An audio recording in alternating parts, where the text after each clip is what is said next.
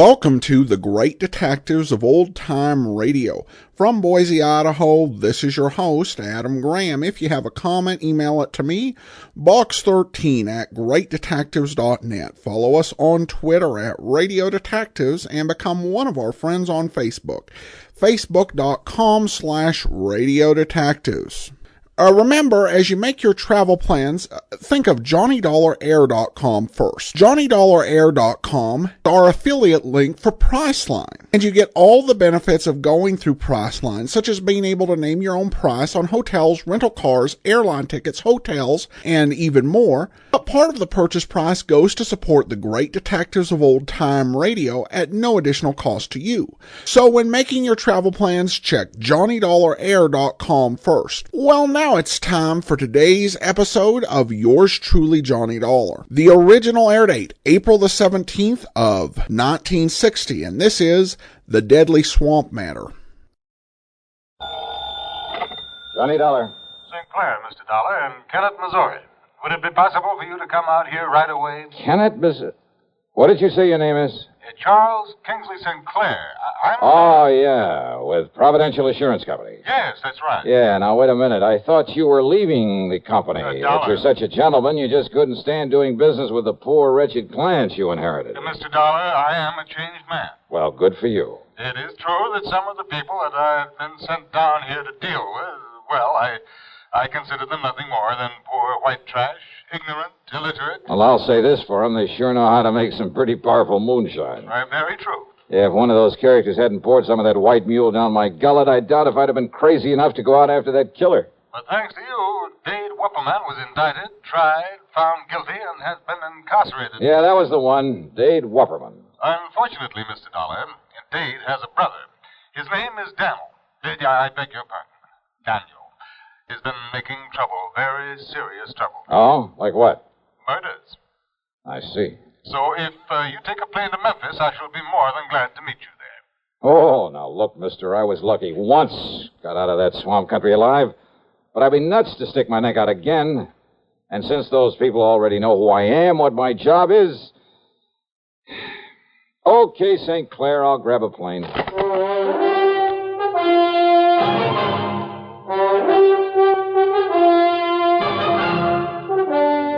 CBS Radio brings you Bob Bailey in the exciting adventures of the man with the action-packed expense account, America's fabulous freelance insurance investigator. Yours truly, Johnny Dollar.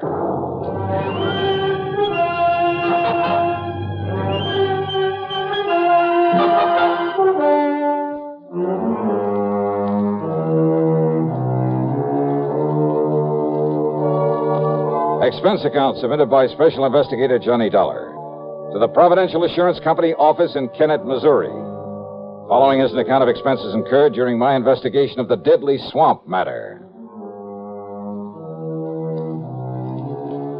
Item 1 is 7645 plane fare, Hartford to Memphis. Charles Kingsley St. Clair met me as promised, and apparently the man had changed considerably from the snooty, better-than-thou stuffed shirt I'd found him to be on my first trip. Yes, Mr. Dollar, in spite of my earlier feelings about the clients my predecessor had left me... Yeah, I know, Mr. St. Clair. But those moonshiners and such existing in that 20-mile swamp are hardly typical of the folks living around Kennett, where your office is. Oh, I realize that now, and I shall stay in Kennett, try to justify the company's confidence in placing me there. Very good. Nevertheless, when I came to this part of the country, the swamp people were the only ones with whom I had to deal.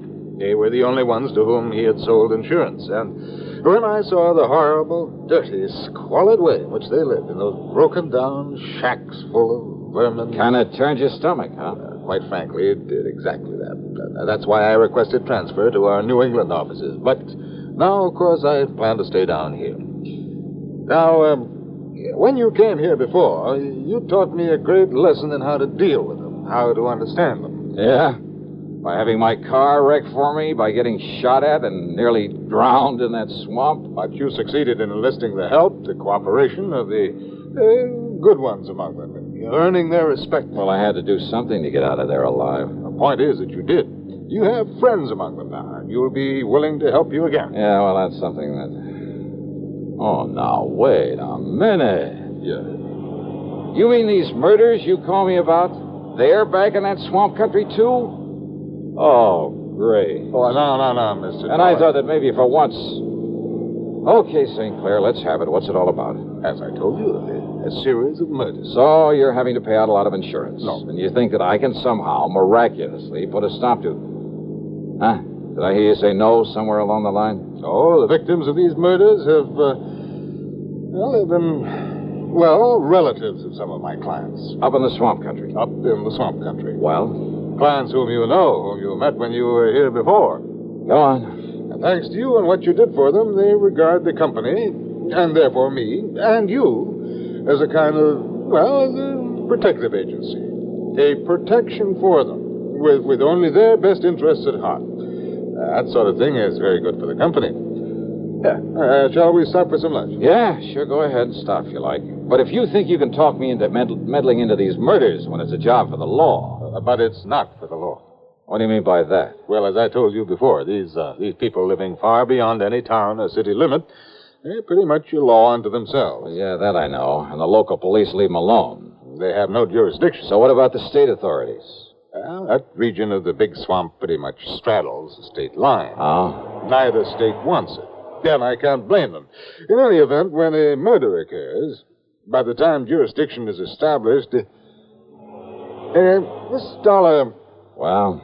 Do you remember the beneficiary of the policy you came down here to pay off with the insurance money? A Eupha Crump.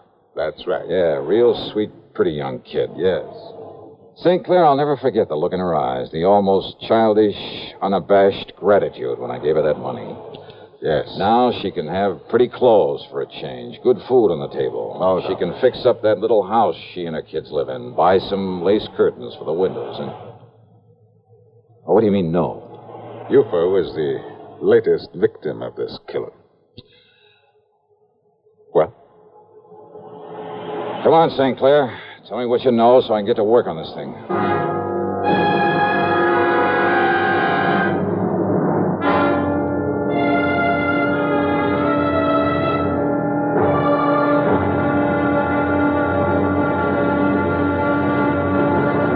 Next time you refresh, enjoy a frosty, ice-cold Pepsi-Cola. Sociability, Charlie. All right, Kay, how's this? Pepsi is light, refreshes without filling. You like to refresh? Have a Pepsi right now. Well, offer it to everybody, Charlie. I will. Enjoy Pepsi at the fountain. It's delicious at home, too. Have one at lunch or with a snack. Charlie. At the beach or at dinner. Wherever you go, Pepsi is there. It's here, too, in our Be Sociable song. Be sociable, look smart, keep up to date with Pepsi. Drink light, refreshing Pepsi. Stay young and fair and debonair. Be sociable, have a Pepsi. For the weekend, have plenty of Pepsi around. Pick up an extra carton today. CK, I'm sociable. With Pepsi, everyone is. And now, Act Two of yours truly, Johnny Dollar.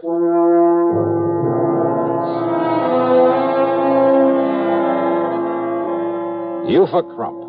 Yeah, what a name. But that cute, intelligent little girl, really out of place in the swamp country. Well, regardless of how you or I or the law might feel about it, her inheriting that moonshine still, when her husband was killed a while back, had meant something to provide for both her and her children. And the insurance she received on top of it. And she planned to marry Cass Dingle, the character who'd befriended me, who'd helped me run down her husband's killer. Cass, who was going to leave this desolate country, get out in the world and make an honest living for her. Yeah, but it was Cass who'd sacrificed his life out there in the swamp in order to save mine. No, Mr. Dollar. What? Cass Dingle is still alive. But I myself saw Dade Wupperman shoot him in the back. Eupha somehow nursed him back to health. They were married according to whatever rites the swamp people observe, and they were very happy. And then she was murdered. Yes, that was Cass who asked me to call on you again. And since you know him, you know these people... Okay, stop wasting time, St. Clair. Get me on up to Kennett where I can rent a car and get on this thing. Now, if you'll drop me at my office, I'll be more than glad to let you have this one. But about some lunch. Lunch? Forget it. Let's get going. Item 2, 470 for a tank full of gas there in Kennett. And I headed west a few miles, then due north into the swamp country. Well, as I said before, the 20-mile swamp is one of the most dismal, uninviting places I've ever seen. The road, after a while, wasn't even a road, just a set of muddy wagon tracks. More than once, driving slowly and carefully along, I held my breath, hoping St. Clair's car wouldn't bog down in some mud hole. I passed a couple of shacks, falling apart and apparently vacant. But the distinctive smell of moonshine whiskey in the air told me otherwise, that a still was in full operation. If Cass Dingle had married Eufa, he'd gone to her place to live, so I headed that way. But a mile or so before I got there, edging the car around a thicket of wild blackberries, I had learned the last time I was here that when somebody starts shooting, the only thing to do is stop whatever you're in, whatever you're doing. So I did, fast. I ducked down under the wheel on the floorboards, and I pulled out my gun. And I waited.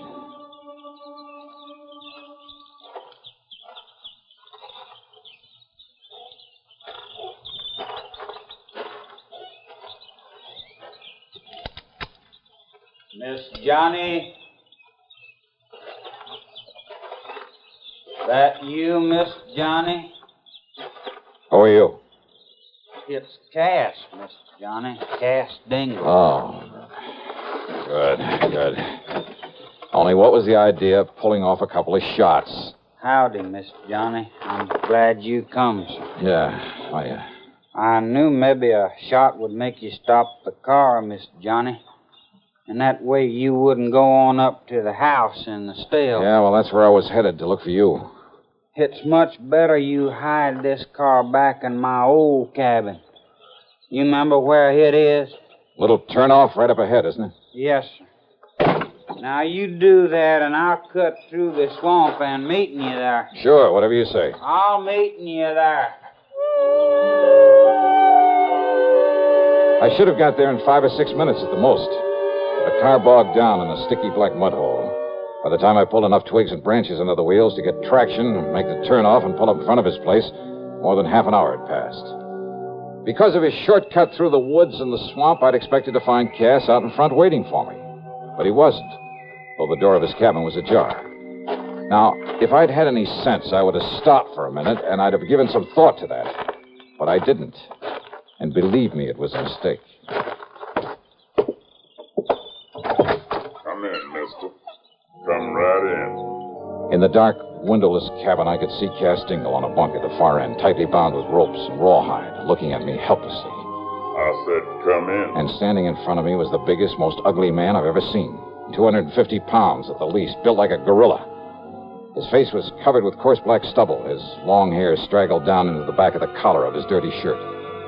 Aimed at my chest was an ancient rifle with a bore almost big enough for a shotgun. That's better, mister. Now, Peter, Luke, John. 3 specters came forward out of the shadows. Smaller men, also dirty, unshaven, looking no less menacing than the man in front of me. Each of them had a rifle. I could feel one of them against my backbone. Now, listen, I took a course once from the FBI on the proper procedure for disarming a man who has a gun in your back. But they forgot to tell me what to do about 4 of them. So I raised my hands up over my head. That's right, Mr. Johnny. Now, you just keep them hands right up straight. You, Paul? Yes, Daniel. Daniel Wupperman. All right now, Paul. You taking Mr. Johnny's gun away from him. Yes, now will, Daniel. Yes, you taking it away from him, Paul. I gotten it, Daniel. Ooh-wee. It'n's a real pretty one. That's right, Paul. So you holding on to it real careful, so I won't damage it none, while I kill him.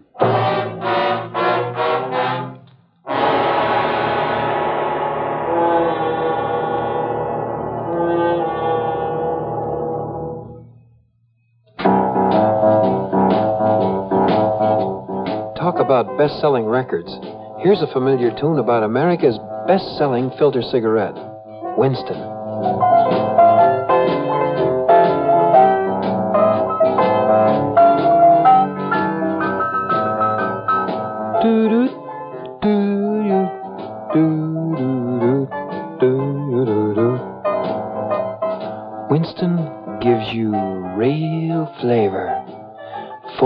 rich tobacco flavor. And you know, that's because only Winston has filter blend up front. Choice, flavorful tobaccos, specially selected and specially processed for filter smoking. No wonder Winston tastes good. Like a cigarette should. Smoke Winston. And now, Act 3 of yours truly, Johnny Dollar and the Deadly Swamp Matter.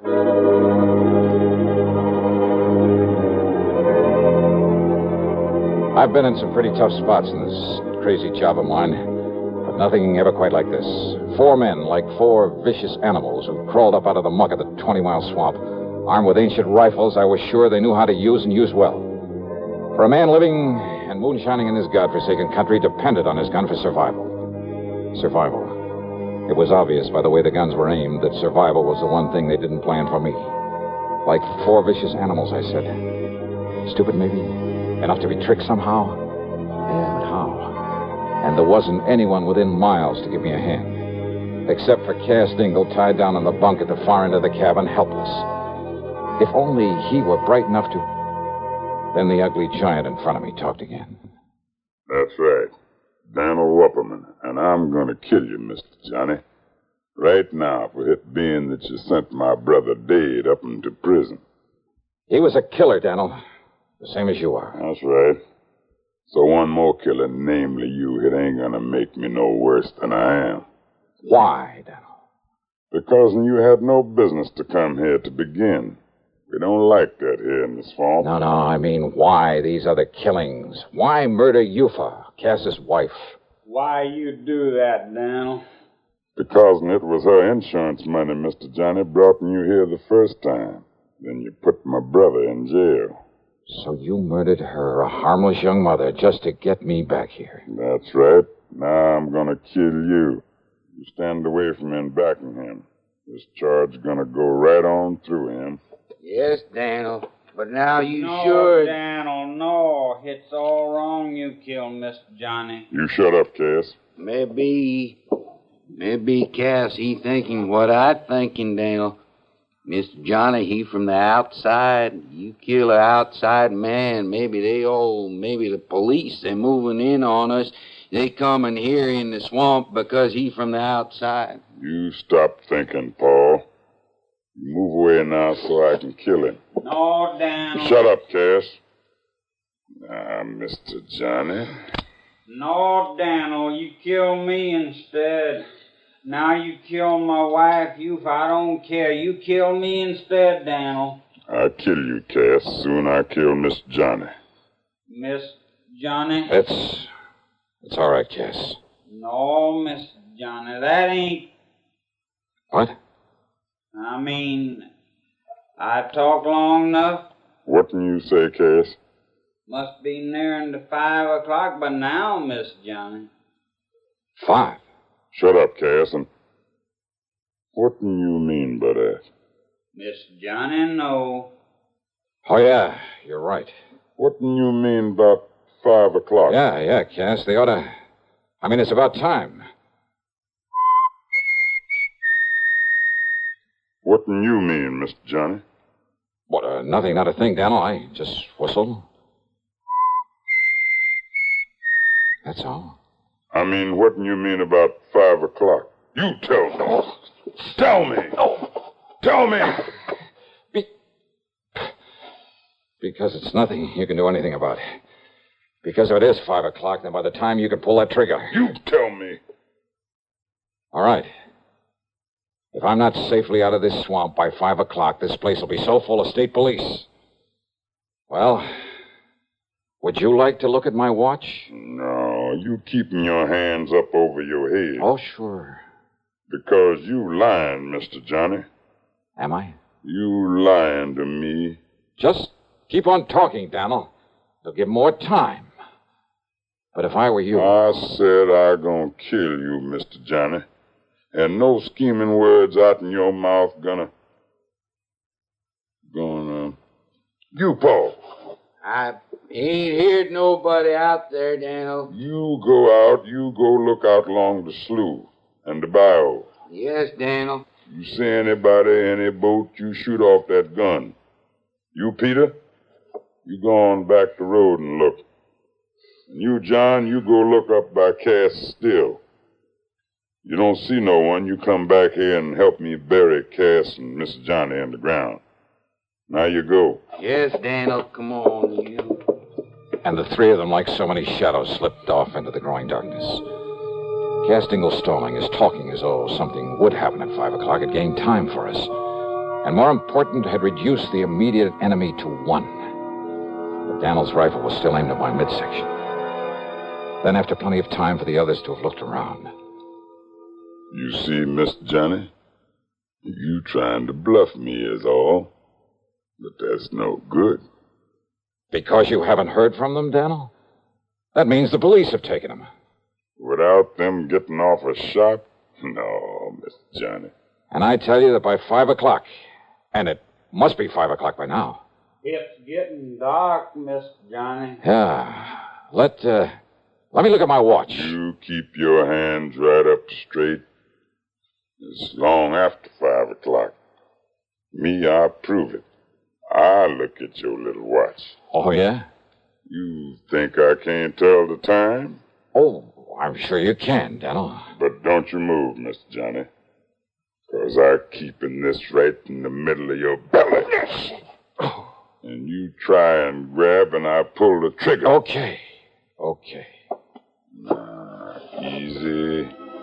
Easy. Slowly. And see? Cautiously. The barrel of the gun still in my belly. He looked upward toward the watch on my wrist. And I turned my wrist ever so slightly away from him so that he had to twist his head a bit. Just a little. Long about 10:15, maybe. Then I brought up my knee with everything I had. No! You!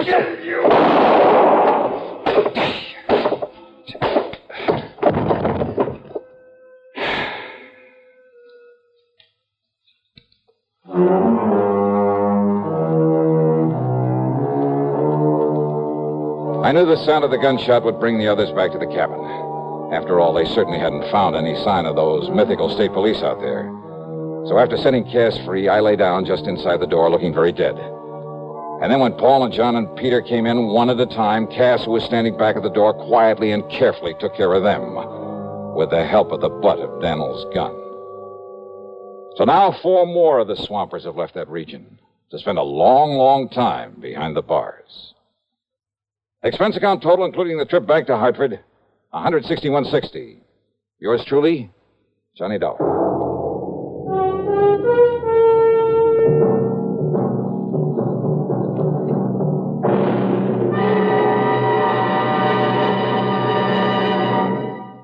Our star will return in just a moment. Constipation is something people don't talk about much, but it can be a problem for anyone, even doctors.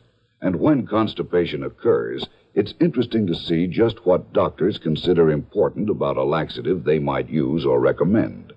Well, a majority of the doctors we heard from had this to say. A laxative should be effective, gentle, close to natural acting. A medicine that can be used with complete confidence. Now, X-Lax has been popular with many doctors and millions of people over the years because pleasant-tasting chocolated X-Lax is effective.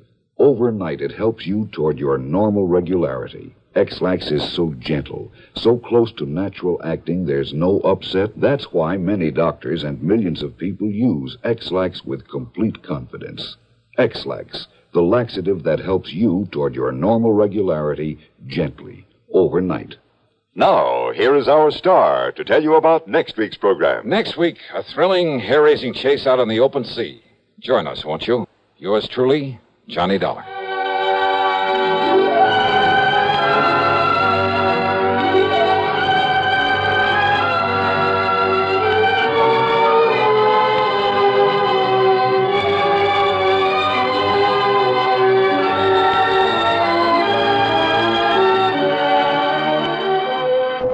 Truly, Johnny Dollar, starring Bob Bailey, originates in Hollywood and is written, produced, and directed by Jack Johnstone. Heard in our cast were Ben Wright, Sam Edwards, Roy Glenn, and Vic Perrin. Be sure to join us next week, same time and station, for another exciting story of yours truly, Johnny Dollar.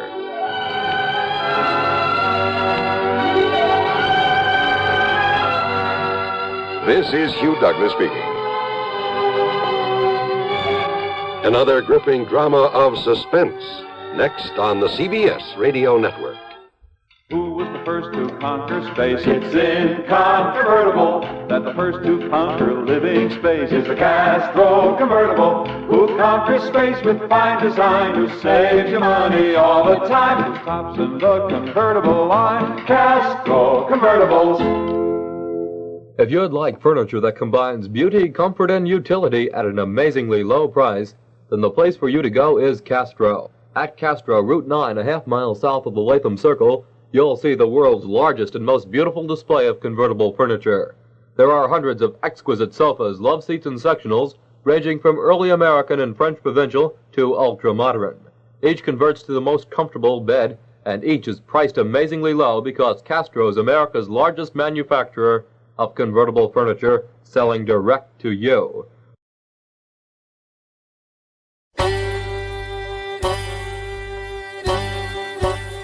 Hi, this is Andrew from OTRWesterns.com. I wanted to invite you to come take a look at our site where we put out podcasts of old-time radio westerns.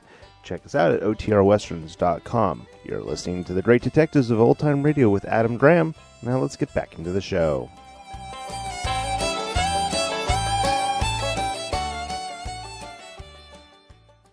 Welcome back. This one is a very interesting sequel story. Of course, it's a sequel to The Moonshine Matter, which aired about a month before this one. But the tone of the sequel's entirely different. The first one was, hey, look at those funny hillbillies. This one is a lot more serious in tone, and the villain is probably one of the most menacing that Johnny has ever run up against. And it's a very suspenseful moment, one of the best in the series. I think that the nature of the investigation, it just says a lot about, Johnny's character. And how even if he meets someone just once or twice, he can form a connection and concern. And his sense of justice drove him into this case, into somewhere he had no intention of going. And I think that it's a very intriguing episode and far different than I expected when I realized we were going back to the same place. Now to listener comments and feedback, and we have this from Paul, who sends along, congratulations, I've been listening since the early Dragnet days, and I still re-listen to them today. Keep up the great work. You are greatly appreciated. Thanks so much. And then from Facebook, Alexandra writes, Adam, I've listened to you since the beginning. Can't believe it's been 10 years. I was an early hater, but you have improved so much. Thank you for giving me something to listen to at night. And Bert writes in, happy anniversary, Adam. I always enjoy your insights about each episode. Well, thank you so much for your kind remarks. That will do it for today. We'll be back tomorrow with Dragnet. Next Friday, another episode of yours truly, Johnny Dollar. In the meantime, send your comments to box13 at greatdetectives.net. Follow us on Twitter at Radio Detectives and become one of our friends.